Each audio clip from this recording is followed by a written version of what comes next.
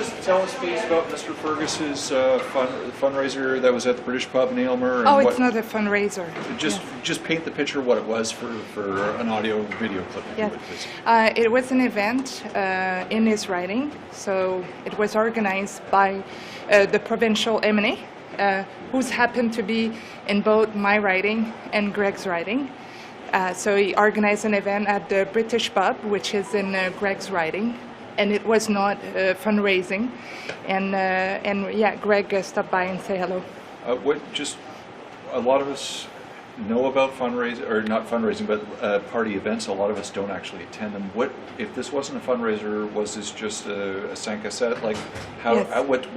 What type of activities happened at the British pub?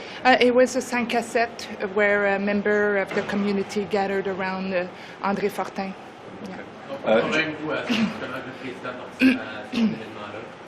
Mais c'était un événement dans sa circonscription.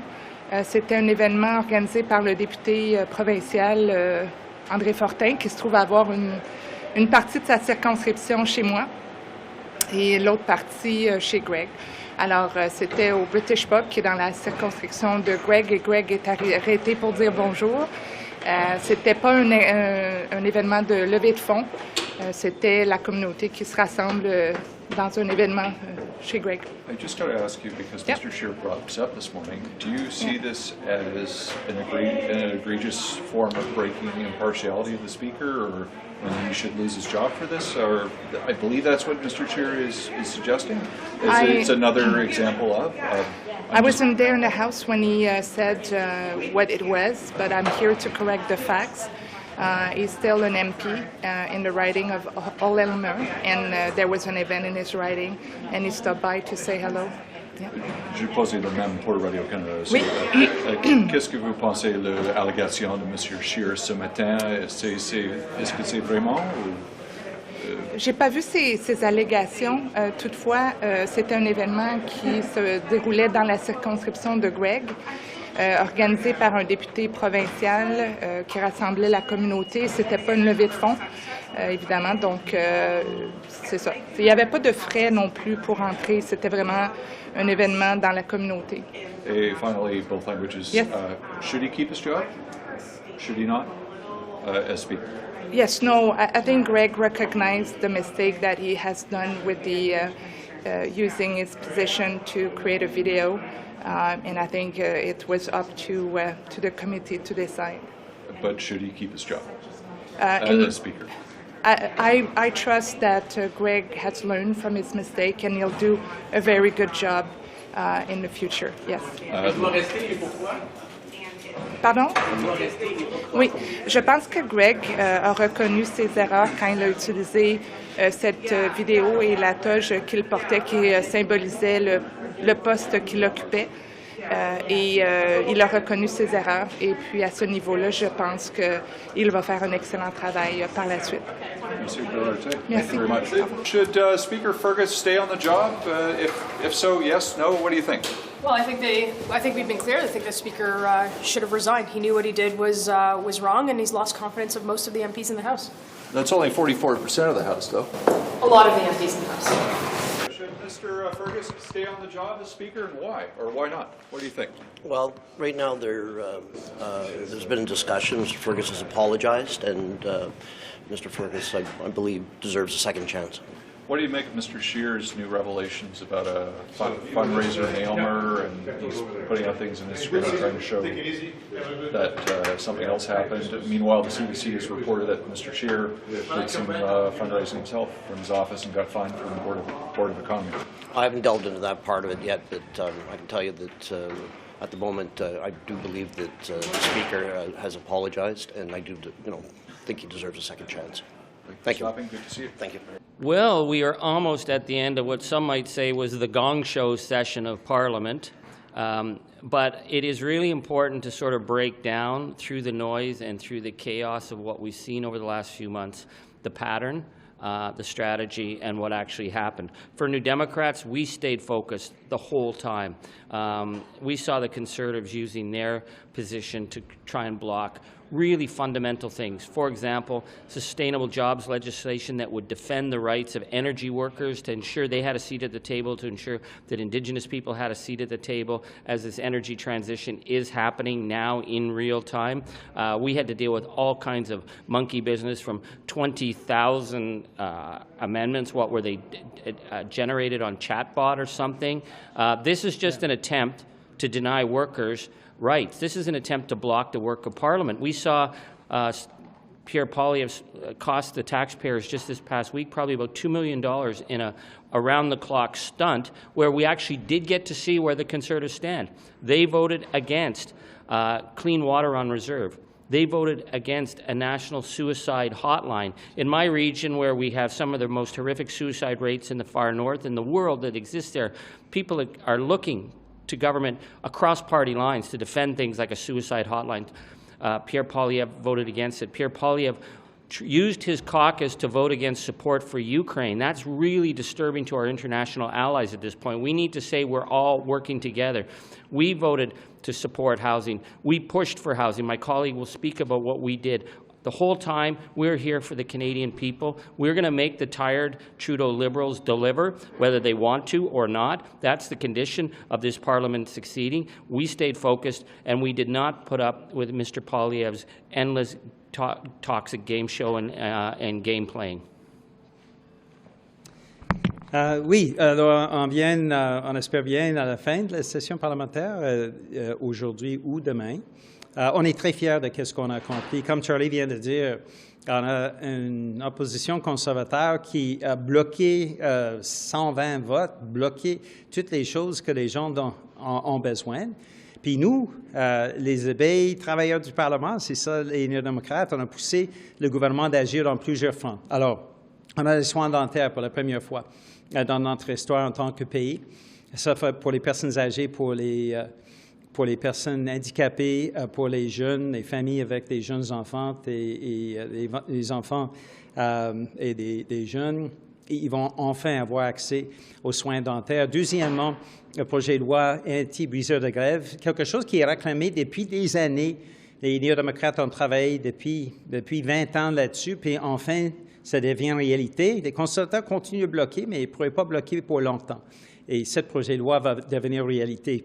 Le logement pour les personnes autochtones, là, on a vu comment ça manque cruellement dans les communautés autochtones. Et maintenant, à cause du MPD, on a des financements qui vont faire en sorte qu'on va avoir enfin du logement abordable. Et aussi, tous les changements dans la loi sur la concurrence, là, c'est Jagmeet Singh qui a porté tout ça au Parlement et maintenant c'est incorporé dans le projet de loi qui va être adopté et qui va faire en sorte qu'enfin, les consommateurs, les consommatrices canadiens vont être protégés contre la montée dans le prix d'épicerie, par exemple. On a vu ça, comment ces gens-là sont en train de payer un prix beaucoup plus cher qu'ils devraient payer. C'est l'MPD, c'est Alistair McGregor, notre critique, c'est Jagmeet Singh qui a fait en sorte que ces avantages vont être apportés aux gens. Alors, il faut dire, l'MPD peut être très fier de notre travail. On est 25, mais ça a pesé extrêmement lourd dans le travail parlementaire toute cette session. New Democrats are very proud of what our 25-member caucus was able to achieve through the fall session. We have in place for the first time dental care for Canadians, for seniors, for people with disabilities, for families with youth under 18. This is a major shift. In my riding, that means thousands of people that will finally have access to dental care, and it's the way right across the country that we're going to see that real change and difference. Indigenous housing, by Indigenous, for Indigenous, something that has been lacking for decades, and Jenny Kwan, laureate, forced the government to act, and we now will see a new program, Indigenous, by Indigenous, for Indigenous housing that will actually mean roofs over the head of Indigenous peoples in this country. That is a major accomplishment. Anti-scab legislation. For decades, the New Democrats have worked hard on this. We finally forced the government to table this legislation. The Conservatives are trying to block it, but they won't be able to for long. And we will have that legislation, that protection for working people across the country. And Jagmeet Singh's innovations around the Competition Act Consumers have not been protected in this country, and we've had weak consumer legislation for decades. And Jagmeet Singh brought forward those amendments. They're now incorporated in government legislation, which will mean that finally the Competition Bureau will have the wherewithal to push back against, for example, the food price gouging that we're seeing from major grocery chains. All of these are accomplishments that our 25-member caucus were able to achieve on behalf of Canadians. And we're very proud coming out of this session that Canadians will have a better Christmas because they know that there are more protections in place, more supports in place for families that are struggling right now to keep a roof over their head and to keep food on the table. Do you still have confidence in Fergus and why? M. Fergus, un événement partisan, change-t-elle la donne sur votre vote, sur votre point de vue sur de ne pas demander sa démission?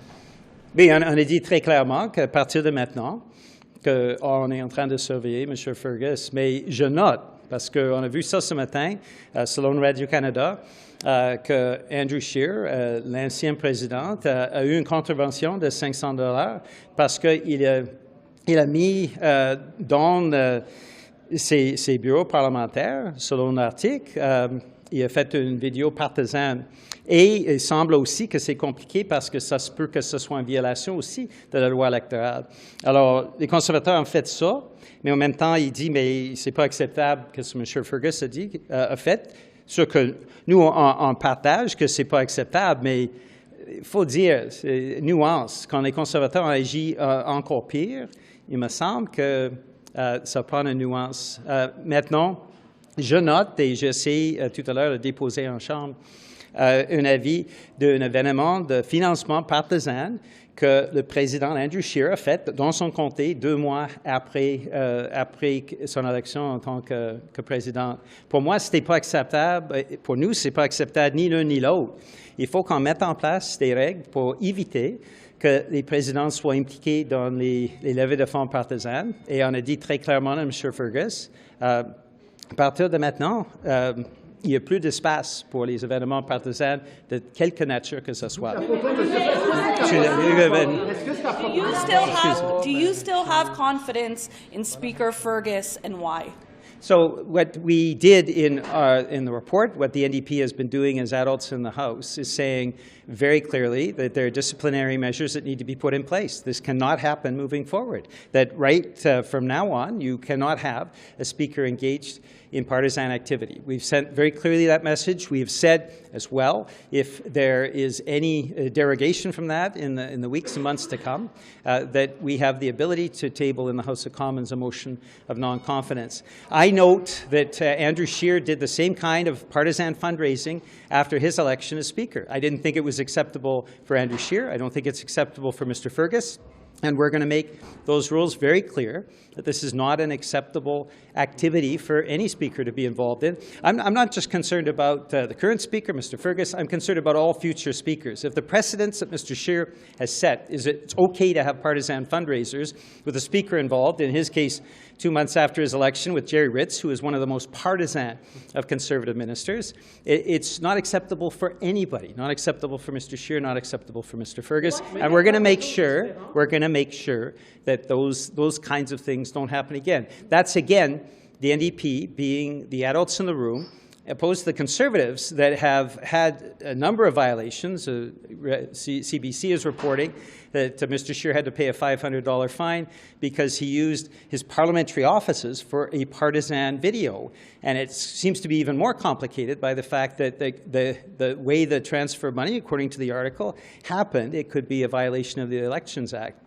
So I think when the Conservatives say these things, I take it with a grain of salt. We are taking all of these things seriously, and that's why we issued the disciplinary measures, and that's why we had the disciplinary hearing this week. Monsieur Fergus, il y a 2 partis dans la Chambre, les conservateurs et les bloquistes, qui n'ont plus confiance en lui, avant même ce 3e événement dont on apprend l'existence ce matin. Et ce, malgré ça, le NPD, vous avez encore confiance en Greg Fergus. Donc j'aimerais vous l'entendre dire, oui, j'ai confiance en M. Fergus pour telle raison. On a dit très clairement qu'on prend des mesures disciplinaires On a dit très clairement que, parce qu'on est un peu en période de probation, qu'à partir de maintenant, ce genre de choses ne peut plus se produire. On était très clair avec tout ça. Je pense que la position du MPD est très claire. Vous voulez mettre des mots dans ma bouche. Moi, je suis en train de dire qu'on a pris des mesures disciplinaires, on est en période de probation, on est en période de regard à partir de maintenant, et on va assumer, si jamais il y a un autre incident à partir de maintenant, que bien sûr, on va prendre les mesures qui sont requises. Mais, ceci dit, il ne faut pas négliger que M. Scheer a fait la même chose. Maintenant, on ne peut pas avoir un poids, deux mesures. Il faut qu'on soit consistant là-dessus. Ce n'est pas acceptable pour M. Scheer, ce n'est pas acceptable pour M. Fergus. Maintenant, en tant que les autres partis, je ne peux pas parler de leur nom, mais je sais que quand moi j'étais leader parlementaire de l'opposition officielle, M. Scheer n'avait pas mon confiance. Mais M. Scheer a continué quand même, et on a travaillé parce que dans le bien de l'institution, il ne faut pas l'instabilité, il faut avoir des règles claires, ce que l'MPD a fait par les autres partis, et à partir de maintenant, d'être très clair aussi sur les conséquences si ces règles-là ne sont pas respectées. On a appris l'existence ce matin, l'événement auquel M. Fergus a participé le 18 novembre, un événement avec Sophie Chatel et André Fortin. Ça vient d'être apporté à notre connaissance. Est-ce que cet événement-là, supplémentaire, est-ce que vous jugez que c'était inapproprié? J'ai dit très clairement que ce n'était pas approprié. Ce n'était pas approprié pour M. Scheer, 2 mois après son élection, d'être impliqué dans des événements partisans. Et si on parle de précédent, je trouve que M. Scheer a fait une très mauvaise précédent. Maintenant, à partir de maintenant, on est très clair. Il y a des mesures disciplinaires qu'on impose. Et on veut, bien sûr, faire en sorte que ce genre d'incidents n'arrivent plus, ne se produisent plus à partir de maintenant. Why wait for 3 strikes, though? You know, you're condemning Scheer for doing it. You're now condemning Fergus for doing it, for the same thing that Scheer did. Why are you going to wait for someone else or the same speaker to do this again? There's one strike. From now on, for this week, there is one strike. There is one strike. We said this week, if this type of thing happens, moving forward, yes. That's a strange question. What we've said very clearly from the very beginning is that you cannot change, you cannot do these types of things. And from now on, the NDP, our 25 members in the House of Commons, is watching very carefully. And if we feel that the Speaker is not following to the letter that principle of nonpartisanship and impartiality, what we are going to do is move the appropriate motion of non-confidence. This doesn't change your mind, then, these newest pictures from the Conservatives, it doesn't change your mind that Fergus should be allowed to stay as House Speaker? We've said, from now on, if there are any incidences like this moving forward, we have the ability to move a motion of non-confidence. That is what we intend to do. We've imposed disciplinary measures, but I would say the message to Mr. Scheer is it was inappropriate for you to do it, and for you then to say, well, I could do it, but another speaker can't, I don't feel is a consistent message. The message has to be all speakers from now on, regardless of the party, cannot act in this way, either partisan, wearing their robes, or participating in a partisan fundraiser. Those are the things that the NDP have been very clear about. And again, we've been the adults in the room. I think that was the last question. Alors, je vous souhaite joyeux Noël et bonne année, Merry Christmas and a Happy New Year. Bye-bye. Good to see you back. Thank you. What, do you think it was a success or not? What the pros and cons of the COP? What do you think? I think it was a great success. As you know, it's always challenging to come to an agreement with almost 200 countries around the world, but we succeeded on many things. First time in the history of the negotiations where we have global targets for renewables. We want to triple globally renewables by 2030, double energy efficiency, and we have language on fossil fuels, which for some goes too far, for others not far enough, but still, I mean, in 2025, it'll be 30 years that we started those negotiations on climate change, and it took 28 years to be able to come to an agreement on recognizing that we need to reduce our dependencies on fossil fuels. So I think, all in all, it was a good meeting. Est-ce que ça dépasse vos attentes ou est-ce que vous attendiez quand même à plus? Ben, moi, en tant que co-facilitateur, j'ai travaillé très près avec la présidence des Émirats arabes unis depuis déjà plusieurs mois. Donc, même avant d'arriver à Dubaï, j'avais rencontré 70-80 pays avec ma collègue de l'Égypte. Donc, j'avais déjà une idée du climat, sans vouloir faire de mauvais jeu de mots. Et j'étais plutôt optimiste, je l'ai dit dès le début. Et j'ai aussi dit que je m'attendais à ce qu'on puisse s'entendre sur un langage sur la question des combustibles fossiles. Et c'est ce qui est arrivé. M. Guilbeault, Québec qui recule sur la hausse des frais de scolarité pour les étudiants hors Québec, puis en échange, les universités anglophones devraient franchir 80% des étudiants. Honnêtement, je suis débarqué de l'avion de Dubaï il y a à peine 24 heures. Alors, je suis encore en rattrapage sur certaines choses. Merci. Special question for you. Is this your last time walking out the door? It is. It is. Well, I'll be back for a few little things like tidying up, but no, this is, no, I just realized it's my last question period, my last House duty, but it's pretty exciting. It's a real moment, eh, Dr. Well, yeah. Seamus took a picture in there, and it was sort of a moment, but... You are so, I can see the tears in your eyes right now. You're really moved. I'm going to say, though, a lot of Canadians have questions about this place. They don't always associate it with emotion and good feelings. What would you say to them about this institution that you're just about to walk out of? Well, it's the highest calling. It's what you can do. When I left my practice, as I said, I was looking after 2,000 patients, and people knew that I would, that I had to come and do this to be able to affect the lives of more people. And so it was, it's been amazing, and I think that. This team that we're with now in the chamber of all of these amazing people, particularly on our side, who are so inspiring, and that we just need people to know that it really is important that great people run for office, and that is the cornerstone of our democracy. Yeah, so what's the pitch? What would you say to people as you walk away from this? What would you say to Canadians about why they should want to come be a part of this? Well, the cornerstone is of democracy. The other is that citizens are paying attention. And so we need all citizens to be engaged between elections. Just voting isn't enough.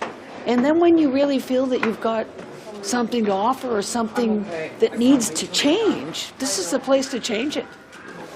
Congratulations. Thank you. Thank you. Now we're talking about how intense this sitting of Parliament is. We started off with the accusations against India. We had the Yaroslav Hunka affair, conflict in the Middle East, use of the Sovereignty Act. A lot has gone on these past few months. How does it compare to other experiences in Parliament?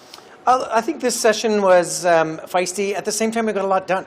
And despite the $2 million temper tantrum by the leader of the opposition, the Liberal Party is very united, happy, ready for this holiday season to get here. But look, we've passed important legislation. There's more to come in the new year. And you saw some spicy question periods and some committees that got bogged down in filibustering. But at the end of the day, the agreement that we have with the New Democrats remains strong. We're getting legislation passed, and I want to wish Canadians from coast to coast to coast a very Merry Christmas, a Happy New Year, Happy Hanukkah, and see people in the new year. Thanks, everyone. Bye-bye.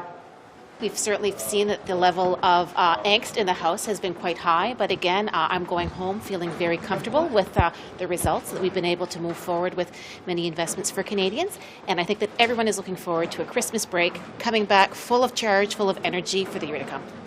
Thank you. How intense has this sitting of Parliament been? Well, as you know, I am new. So this is the only reference point that I have as someone with personal experience. But yes, I think it has been relatively intense. There has certainly been a good degree of partisanship and a good degree of intense debate, and I hope that a break will provide people with an opportunity to rest, rejuvenate, be filled with a little bit more positive energy through the love and joy that we get from spending time with friends and family over the break, and I hope that that will permeate throughout the walls of Parliament when we return at the end of January. Thank you. Happy holidays, everyone. Asking people how intense this sitting of Parliament was. Oh, it's been pretty intense, yeah. What's the outcome? I mean, so much has gone on these past few months. It's been pretty intense. When you have a government like this that is so out of touch with Canadians, and you have the opposition like us, talking about Canadians, what do you expect? Canadians are hurting. This government doesn't realize it, and that's why it's intense in the House. And you've seen it in the polls. You will continue to see it until this government backs down on the carbon tax. It seemed like a wild one. You can hear it in my voice. It was something. It's a bit of a long stretch. These 11 weeks out of 13. That stretch is always tough, but it's democracy we live in. We value that democracy, and so you know, it's always a privilege to be here. Merry Christmas. Happy holidays, Merry Christmas. Yara/Ponca, conflict in the Middle East. We've been through a lot these past few weeks. How intense was it? I think things were very toxic in the House. It's concerning. I think we're getting further and further down the road in terms of actually obstructing basic parliamentary work, while the Conservatives have been using a lot of those tactics. There were some surprising highlights. Getting dental care through for us was big. I think the 30 hours of voting was a real dismal moment. It was just stunts, cost a lot of money, and it wasn't to achieve anything. So I'm hoping we'll do better in the spring, but these are the times that right now democracy is in a very fragile position everywhere, and Canadians can't take for granted that our Parliament is going to get through it without everyone committing to get through it. Thank you for your time. Thank you. Merry Christmas. Pause in the deliberations and implementation of the Grocer Code of Conduct. What happens now from your end?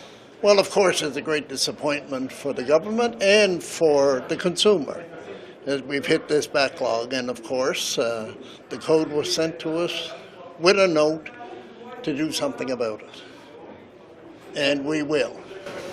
And what could that action include in your statement saying there's a potential legislation here? Well, as you know, we put out a communique, and it indicated that all options are on the table, including legislation. And what we need to do, of course, is totally examine the code, make sure, decide which is federal and a provincial jurisdiction, and then make the decision as to what the next step is. I was talking to Gary Sanders of the Independent Grocer Federation. He was saying that whereas a lot of the legislative grounds that could be covered fall in provincial territory, they want to see a potential patchwork come if this broader code doesn't go through. Is that a worry in your office? Oh no, what we want to make sure is that we have a code that's effective. We want to have fairness from totally right along the chain, from the producer to the consumer, and we intend to do that. And what we have to do is evaluate the code that has been worked on. The industry worked hard for over 2 years to try to bring this to fruition, could not. So now it's our responsibility to deal with it. Just to confirm, you'll be meeting with some members of that industry group next week, eh? I'm meeting with people pretty near every day on issues for sure. Perfect. Thank you so much. We're seeing a pause right now in the Grocery Code of Conduct negotiations. Lawrence McCauley floating the idea of potential legislation here. No real specifics yet, but what would the NDP like to see on this front to get this thing done? Well, I mean, it's absolutely untenable for a grocery code to exclude Walmart and Loblaw, and I think, after hearing from Mr. Galen Weston at committee, his arguments don't hold a lot of water. The fact that some of his major competitors are signing up, I think we've given the corporations a lot of leeway here, a lot of time to come up with something that was voluntary. If they're not going to abide by the space and the time that they were given, then I think it's time for government to step in to make sure that the process is fair for all players involved. What would be the best way for the potential government intervention to go? That would be a Competition Act reforms. Like, what would the idea be there? Well, ultimately, I think it's going to be something that is going to need the provinces to. We're going to need to work with the provinces on that matter. So, what form that takes, I'll hopefully have a conversation with Minister McCauley and Minister Champagne on that in the new year. But the ball's in their court right now. But absolutely, from the Agriculture Committee's perspective, we do want to see some action from them on this. And I just got to ask you, Speaker Fergus, should he keep his job? Why? Why not? Our position is that a fine is what should be done, and I think with the revelations that came out with Mr. Sheehan today, people who live in glass houses necessarily shouldn't be the ones who are throwing stones. So our position, I think, was made quite clear from NDP House Leader Peter Julian. And fine, any idea how big? It's not my department. I'll let the boy figure that out. Thank you very much. Thank you. Bishops, Concordia, McGill, I think are only going to see a $4,000 raise in their tuition with the Quebec provincial government's move.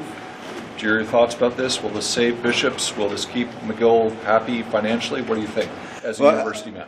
I used to be a university professor, and because of that, I know and I have seen clearly the importance of the university sector in Quebec to be strong and stronger, in part because of the important collaboration and contribution of English-speaking universities. So whatever we can do to keep supporting from a research and academic perspective the strength of McGill, of Bishop and Concordia is certainly going to benefit the entire academic community in the province. Mais donc, c'est plutôt Québec qui recule sur la hausse d'impôt qui était prévue pour les étudiants hors Québec. Puis en échange, je demande aux universités anglophones de franciser 80% des étudiants. D'accord avec ça? Ben moi, je trouve que c'est un alliage intéressant parce que ça renforce la place des universités anglophones au Québec, qui complète la force des universités francophones d'un point de vue recherche et enseignement. Les universités au Québec travaillent toutes ensemble. Puis la deuxième chose, c'est qu'il y a beaucoup des étudiants et des enseignants qui viennent de l'extérieur du Québec au Québec, viennent entre autres pour apprendre le français, puis souvent vont décider de rester au Québec par la suite, et donc de leur donner des services additionnels pour faciliter leur apprentissage linguistique. Je pense que c'est une très bonne idée. Merci. Je demandais si il y avait une réaction au Québec qui recule sur la hausse des frais de scolarité pour les étudiants hors Québec, et puis qui en échange demande à 80% des étudiants de l'université anglophone soient francisés. Êtes-vous d'accord avec ça?